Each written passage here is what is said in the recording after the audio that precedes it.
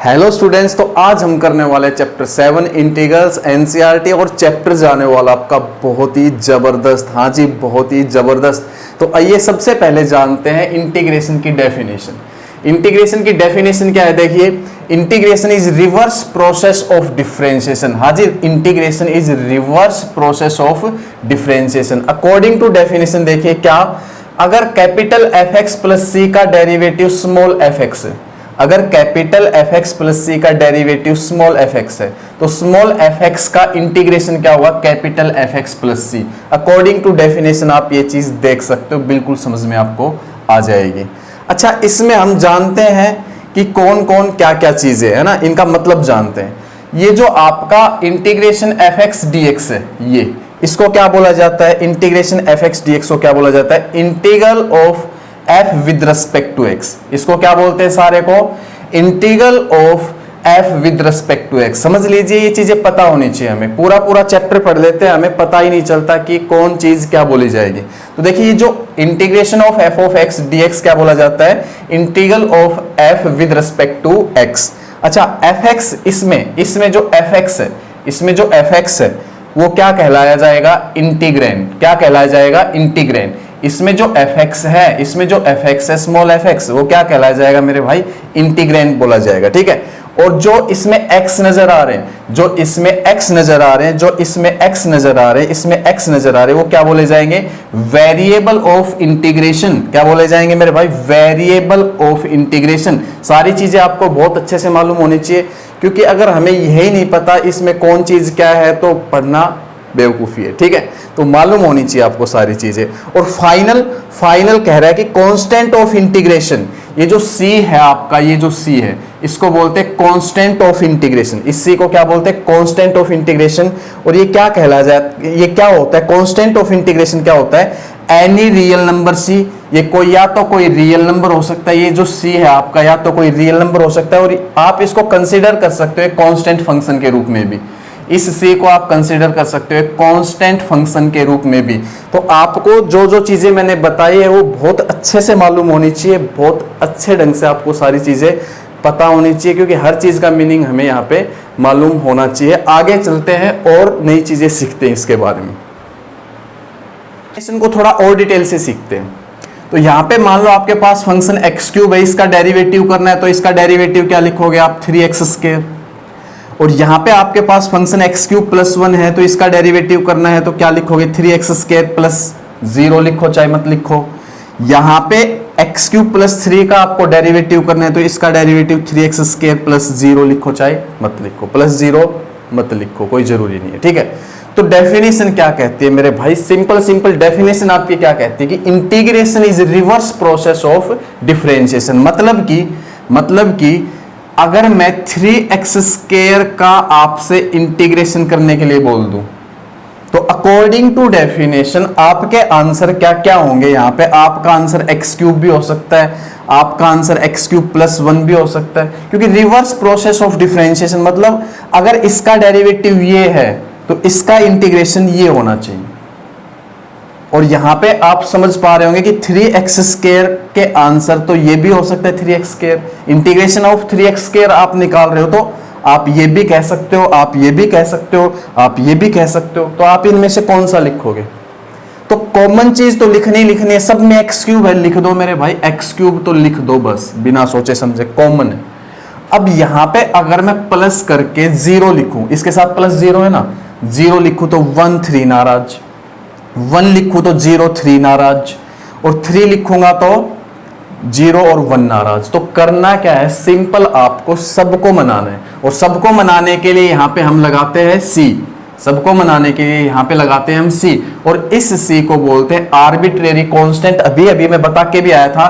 और ये c या तो कोई रियल नंबर हो सकता है, या हम कंसीडर कर सकते हैं एक कांस्टेंट फंक्शन। अभी जस्ट मैं बता के आया था, तो बात कुछ पकड़ में आई आपको? मैंने बताया था इनके बारे में कि यहाँ पे x क्या है, यहाँ पे integration of 3x square dx, इसको प्रॉपर क्या बोलते हैं, ये सारी चीजें मैंने डिटेल से पीछे अभी बताई थी। तो यहाँ पे सी का मतलब मैं आपको और थोड़ा डिटेल से बताना चाहता था और डेफिनेशन को थोड़ा और डिटेल से समझाना चाहता था, इसलिए मैंने ये एग्जांपल लिए आपको मैंने बताया। आई होप आपको ये समझ में आया होगा। अगर ये समझ में आ रहा है तो वीडियो को प्लीज लाइक कर दीजिए और चैनल को सब्सक्राइब कर लीजिए। अब चलते हैं और आगे। इंटीग्रेशन के कुछ बेसिक फॉर्मूले ये जानते हैं, क्योंकि ये पूरे चैप्टर में अच्छे से यूज होने वाले हैं और बिना फॉर्मूले हम इंटीग्रेशन को अच्छे से नहीं कर पाएंगे। तो आप इनको कैसे भी करके, प्लीज कैसे भी करके याद कर लीजिए। यहाँ पे मैं समझा रहा हूँ, आपको समझ में आ जाएंगे, ठीक है। और आप इनको रट भी सकते हो, ध्यान भी रख सकते हो, कैसे भी करके आप याद कर लो, मेरे को नहीं पता, क्योंकि तभी आप चैप्टर अच्छे से कर पाओगे, ठीक है। तो सबसे पहले हम बात करते हैं कि x की पावर n का इंटीग्रेशन क्या होता है। x की power n plus 1 upon n plus 1 plus सी।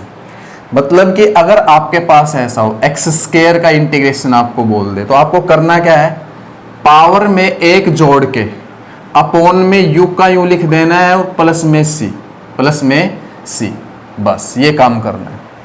जैसे कि आपको बोल दे कि एक्स क्यूब का इंटीग्रेशन करो, तो आपको सिंपल क्या करना है, पावर में एक जोड़ के अपॉन में u का u लिख देना है और प्लस में c। तो यहाँ पे n क्या नहीं होना चाहिए, n क्या नहीं होना चाहिए, -1। n क्या नहीं होना चाहिए, -1। अगर मान लो n -1 हो गया, n -1 हो गया तो क्या होगा, देखो क्या होगा समझना। अगर पावर में एक जोड़ के अपॉन में u का u लिखोगे तो अपॉन में तो 0 आ जाएगा और 0 आना नहीं चाहिए अपॉन में। तो करना क्या है यहाँ पे, अगर पावर में -1 और इसका इंटीग्रेशन बोल दे तो आपको क्या करना है, आपको 1/x लिख लेना है। x की पावर -1 को क्या लिख लेना है, 1/x। अब सोचो कि 1/x किसका डेरिवेटिव होता है, 1/x किसका डेरिवेटिव होता है, आपको याद है किसका होता है, log of mod of x का plus C, log of mod of x का प्लस सी। अब मोड x क्यों लगा रहा हूं दिमाग में, सीधा सीधा ये आया होगा भाई, log x लिख दो सर, मोड x क्यों लगा रहे हो, क्योंकि मेरे भाई अगर मैं मोड नहीं लगाऊंगा तो आप तो यहाँ पे x कोई भी नंबर रखोगे रियल, और हम x रियल नंबर रख नहीं सकते, क्योंकि log x की जो डोमेन होती है मेरे भाई वो क्या होती है, ओपन इंटरवल 0 से इंफिनिटी। इसका ग्राफ ये बनता है ये, तो इसकी डोमेन ओपन इंटरवल 0 से इंफिनिटी होती है, आप देख सकते हो। तो इसलिए मॉडुलस लगाया ताकि कोई नेगेटिव चीज आए तो उसको क्या बना ले, पॉजिटिव, और लोगों को कोई यहाँ पे दिक्कत ना हो। तो आपको एक फॉर्मूला और पता चल गया इसी के साथ साथ, अगर n की जगह -1 हो तो हमें एक और फॉर्मूला बन गया यहाँ पे, क्या, 1/x बन जाएगा। x की पावर -1 को क्या लिख सकते हो, 1/x। और 1/x का अगर आपसे इंटीग्रेशन पूछा जाए तो आप क्या कहोगे, log of mod of x plus C. Reverse process of differentiation, integration क्या होता है, रिवर्स प्रोसेस ऑफ डिफरेंशिएशन। आपको जानना है कि ये जो 1/x है ये किसका डेरिवेटिव है, log of mod of x का। तो वहां पे आपको क्या लिख देना है, log of mod of x। तो इंटीग्रेशन ऑफ 1/x क्या हुआ, log of mod of x plus C. तो आप लगाओगे हमेशा आर्बिट्रेरी कांस्टेंट। बात समझ में आई होगी। अच्छा, इसके बारे में डिटेल से जान लिया, नोट कर लो, दिमाग में चीजें सेट हो जानी चाहिए। अब इसके बारे में जानते हैं, ये तो सिंपल है यार, बिल्कुल सिंपल। x का डेरिवेटिव क्या होता है, 1 होता है। x का डेरिवेटिव क्या होता है, 1। यहाँ पे 1 भी लिख सकते हो या dx भी लिख सकते हो, 1 लिख सकते हैं ना, dx के साथ मल्टीप्लाई लिख सकते हैं। तो 1 का इंटीग्रेशन क्या होगा, x प्लस सी। तो लगाना ही लगाना है, तो बिल्कुल आसान है, आप देख सकते हो। अब आगे हम और फॉर्मूले देखते हैं, अपने और फॉर्मूले देखते हैं, बिल्कुल दिमाग में सेट होने वाले सारे फॉर्मूले। मैं ये कहूं कि साइन x का इंटीग्रेशन बता दो, तो आपको सिंपल एक चीज सोचनी है बस, कि साइन x किसका डेरिवेटिव होता है, साइन x किसका डेरिवेटिव होता है, ये सोचना है। तो साइन x किसका डेरिवेटिव होता है, देखो अगर माइनस कोस x का आप डेरिवेटिव करते हैं ना तो वो साइन x आएगा, अगर आपने डेरिवेटिव पढ़ा है। तो ये सोचो साइन x किसका डेरिवेटिव होता है, माइनस कोस x का। तो आपको लिख देना है यहाँ पे माइनस कोस x प्लस में c तो हमेशा लगाना है, कुछ नहीं करना, ये देखना है कि साइन x किसका डेरिवेटिव होता है, वो चीज यहाँ लिख देनी है। तो इंटीग्रेशन ऑफ साइन x आ जाएगा, बस। आगे चलते हैं, समझ में आएंगी चीजें सारी। अब कोस x का इंटीग्रेशन पूछता हूं मैं, तो आपको सिंपल क्या सोचना है कि कोस x किसका डेरिवेटिव होता है, कोस x किसका डेरिवेटिव, तो बहुत आसान मेरे भाई, साइन x का होता है, यहाँ पे लिख दो प्लस c। तो ये क्या आ गया, कोस x का इंटीग्रेशन आ गया। अरे बिल्कुल आसान ट्रिक है, बहुत आसान। अच्छा आगे चलते हैं। अब देखो, अगर मैं ये कहूँ सीकेंट स्क्वायर x का इंटीग्रेशन बता दो, सीकेंट स्क्वायर x का इंटीग्रेशन बता दो, तो यार ये तो आसान है। ये सोचो सीकेंट स्क्वायर x किसका डेरिवेटिव होता है, tan x का होता है। यहाँ पे लिख दो और प्लस में सी लिख दो। तो integration of secant square x क्या आ गया 10x प्लस सी। अब देखो आप खुद बताते चले जाओगे, कोसिकेंट स्क्वायर एक्स का इंटीग्रेशन क्या मैं ये लिख दूं माइनस का कोट एक्स प्लस सी लिख सकता हूं। कॉन्सेप्ट से समझ जाओ सारी चीजें। आपसे ये पूछो कि कोसिकेंट स्क्वायर एक्स किसका डेरिवेटिव होता है, तो माइनस कोट एक्स का होगा, करके देख लो। अच्छा अब मैं आपसे ये पूछूं simple simple simple secant x 10x का इंटीग्रेशन बता दो, तो ये किसका डेरिवेटिव होता है, किसका डेरिवेटिव होता है सीकेंट एक्स का, प्लस सी लिख दो। तो integration of secant x 10x क्या आ गया सीकेंट एक्स प्लस सी। कितना आसान आप देख सकते हो। अगर मैं पूछूं कि cosecant X into cot X का इंटीग्रेशन बता दो, तो मेरे भाई बिल्कुल आसान है, ये तो किसका होगा माइनस का कोसिकेंट एक्स प्लस सी। ये किसका डेरिवेटिव है माइनस कोसिकेंट एक्स प्लस सी, लिख दो वहां पे। तो इसका इंटीग्रेशन क्या आ गया cosecant X into cot X का integration minus cosecant X plus C. तो आप देख सकते हो बिल्कुल आसान है, कोई यहाँ पे हम ज़्यादा दिक्कत नहीं कर रहे हैं, समझ रहे हो नहीं, आसानी से आप कर सकते हो हर चीज़ को।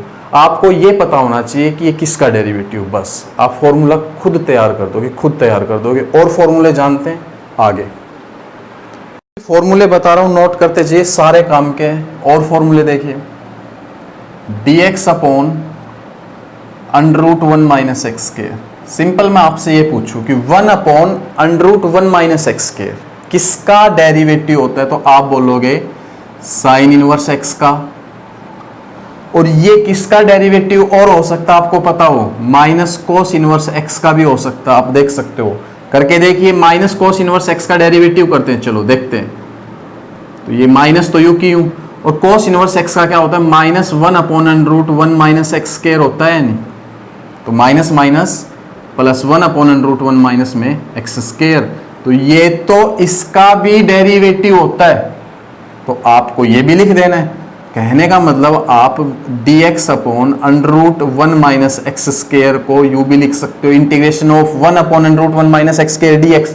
इसको 1 upon under root 1 minus X square dx लिख दो या dx upon under root 1 minus X square लिख दो, एक ही बात है। तो यहाँ पे ये आप लिख सकते हो माइनस का कोस इनवर्स x प्लस में c। समझ चुके होंगे। ऐसे आगे चलते देखो, मैं ये कहूँ 1 upon 1 plus x square dx या dx upon 1 plus x square, बात एक ही है। तो ये कहूँ 1 अपॉन 1 प्लस एक्स स्क्वायर किसका डेरिवेटिव होता है, तो ये तो tan इनवर्स x का होता है, प्लस c तो लगाना ही लगाना है। और ये किसका डेरिवेटिव होता है आपको मालूम हो, और ये किसका डेरिवेटिव हो सकता है, ये माइनस कोट इनवर्स x का भी डेरिवेटिव हो सकता है। देख लो करके चाहिए आप, 1 upon 1 plus x square minus cot inverse x का भी डेरिवेटिव हो सकता है। तो आप समझ रहे होंगे, मैं डेफिनेशन से सारी चीजें समझा रहा हूं। तो इसका इंटीग्रेशन ये हो गया, इसका इंटीग्रेशन ये हो गया, मतलब इसका इंटीग्रेशन ही है, तो दोनों चीजें सेम। इनका इंटीग्रेशन, इसका इंटीग्रेशन ये भी हो सकता है और ये भी हो सकता है, कोई ज्यादा बड़ी बात नहीं है। और देखते हैं 1 upon X under root X square minus 1। तो सिंपल ये जानना है कि ये जो लिखा है ये किसका डेरिवेटिव होता है, ये तो डेरिवेटिव होता है सीकेंट इनवर्स एक्स का, और ये डेरिवेटिव होता है, और ये ही डेरिवेटिव होता है किसका, माइनस कोसेक इनवर्स एक्स का प्लस सी। तो सिंपल आप जान पा रहे हो, इसका इंटीग्रेशन, ये दोनों चीजें सेम है, इसका इंटीग्रेशन ये भी हो सकता है और ये भी हो सकता है। तो बहुत आसान है, कोई ज्यादा बड़ी बात है ही नहीं, बिल्कुल आसान है, बिल्कुल आसान। ठीक है, और जानते हैं चलो। अगर आपसे पूछा जाए e की पावर x का इंटीग्रेशन बता दो, तो ये सोचो e की पावर x किसका डेरिवेटिव होता है, ये तो सिंपल है बिल्कुल, e की पावर x का प्लस c लिख दो। तो यार कुछ भी नहीं कर रहा, सिर्फ ये जान रहा हूं ये किसका डेरिवेटिव होता है, वो चीज वहां लिख रहा हूं, इंटीग्रेशन आ रहा है, बिल्कुल आसान है ना। आप समझ पा रहे हो हर चीज। अच्छा मैं ये पूछ लूँ लास्ट बस ये डिस्कस करूंगा, आगे फॉर्मूले जो और फॉर्मूले बच गए वो मैं आगे एक्सरसाइज में जहां यूज होंगे वहां पे समझाने वाला हूँ। ए की पावर एक्स का इंटीग्रेशन, ए की पावर एक्स का इंटीग्रेशन, तो ये जानो कि ए की पावर एक्स किसका डेरिवेटिव होता है, ये जानो। तो देखो ए की पावर एक्स किसका डेरिवेटिव जानते हैं, ए की power X upon log a, base E भी कह सकते हो, इसका डेरिवेटिव होता है। करके देख लो चाहिए आप, देखो मैं समझाता हूँ। D by D X A की power X upon log a base E लगाओ चाहे मत लगाओ, मैं रहने देता हूँ थोड़ी देर के लिए। इसका डेरिवेटिव करके दिखाता हूँ। तो ए की पावर एक्स का डेरिवेटिव क्या होता है, ए की power x into log a upon में log a चल रहा है, तो log a से log a कैंसिल। तो मैं बता रहा था ना आपको, बता रहा था ना कि इसका ये किसका डेरिवेटिव होता है, ये जानना है। ये किसका डेरिवेटिव होता है, ये इसका डेरिवेटिव होता है। मैंने करके दिखा दिया, देखो ए की पावर एक्स आया, इसका डेरिवेटिव ए की पावर एक्स आया। तो आपको सिंपल याद करना है ए की पावर एक्स का इंटीग्रेशन ये होता है, बस। अब कुछ और बेसिक्स है वो जानते हैं, फिर अपनी एक्सरसाइज स्टार्ट करेंगे। छोटी छोटी प्रॉपर्टीज है, इनको जानते हैं क्योंकि इनका यूज इंटीग्रेशन में काफ़ी होगा। तो यहाँ पे हम क्या करने वाले, देखो दो फंक्शन एफ एक्स और जी एक्स जोड़ रखे हैं, उनका इंटीग्रेशन करना है विद रिस्पेक्ट टू एक्स। तो एफ एक्स का तो आप अलग कर लोगे इंटीग्रेशन, प्लस जी एक्स का आप अलग इंटीग्रेशन कर लोगे, बस ये जानना था। कितना आसान आप देखो। और एफ एक्स कोई फंक्शन है और के कोई रियल नंबर है, एफ एक्स की मल्टीप्लाई उस के रियल नंबर से हो रही, तो उसका इंटीग्रेशन करना है। तो के को तो आपको बाहर लिखना है, इंटीग्रेशन साइन के बाहर, जो इंटीग्रेशन सिंबल है इससे के को बाहर लिखना है, और एफ एक्स का इंटीग्रेशन आपको कर देना है। तो ये प्रॉपर्टी थी, तो बिल्कुल आसान है। ये मत सोचना कि भाई प्रॉपर्टी है पता नहीं क्या, दिमाग में आपको सिर्फ सेट रखना है इस चीज़ को कि एफ एक्स और जी एक्स दो फंक्शन है, जोड़ रखे या घटा रखे हैं, ठीक है, घटा भी रखे हैं ये भी मान लो चाहिए। तो एफ एक्स का अलग कर लेना है, और जो साइन है प्लस का माइनस का वो बीच में साइन लगा के जी एक्स का अलग कर लेना है। और के की मल्टीप्लाई, के कोई नंबर है उसकी मल्टीप्लाई फंक्शन से हो रखी है, ठीक है, तो के को बाहर लिखे फंक्शन का इंटीग्रेशन आपको कर लेना है। बिल्कुल आसान है, बिल्कुल आसान। तो अब हम इंडेफिनेट इंटीग्रल पढ़ेंगे। क्या पढ़ेंगे, इंडेफिनेट इंटीग्रल, ठीक है, और फिर उसके बाद हम डेफिनेट इंटीग्रल पढ़ेंगे। तो इंडेफिनेट इंटीग्रल क्या होता है, क्यों नाम पड़ा इंडेफिनेट इंटीग्रल, वो जानते हैं, ठीक है। देखो हमने अभी अभी सीखा था कि derivative of x cube 3x square, derivative of x cube plus 1 ये भी 3x स्क्वायर, और derivative of x cube plus 3 ये भी क्या 3x स्क्वायर। तो मैंने कहा था आपको इंटीग्रेशन ऑफ 3x स्क्वायर क्या होगा, तो आपका जवाब होगा सर ये भी हो सकता है, ये भी हो सकता है, ये भी हो सकता है। तो हमने लिखा था कि एक्स क्यूब तो सब में कॉमन, प्लस सी क्यू लगाया था क्योंकि इनकी नाराजगी ना हो।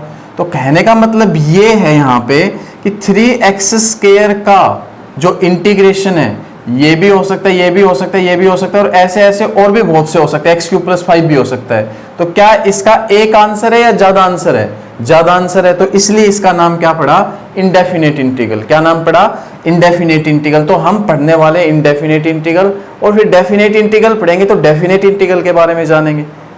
ओके, तो यहाँ पे हम इस वीडियो को यही खत्म करते हैं। अब आगे करेंगे एक्सरसाइज स्टार्ट 7.1। और आपको वीडियो अच्छी लगी तो प्लीज़ वीडियो को लाइक कर दिए, चैनल को सब्सक्राइब कर लीजिए। दोबारा कह रहा हूँ ये तो काम कर ही दीजिए। ओके।